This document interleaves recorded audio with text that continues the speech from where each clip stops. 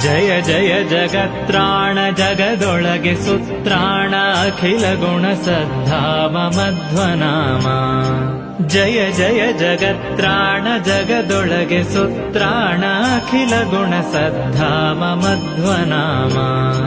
ಆವ ಕಚ್ಚಪ ರೂಪದಿಂದಲಂಡೋದಕದಿ ಓವಿ ಧರಿಸಿದ ಶೇಷ ಮೂರುತಿಯನು. ಆವವನ ಬಲ ಬಿಡಿದು ಹರಿಯ ಸುರರೈದುವರು ಆವಾಯು ನಮ್ಮ ಕುಲಗುರುರಾಯನು.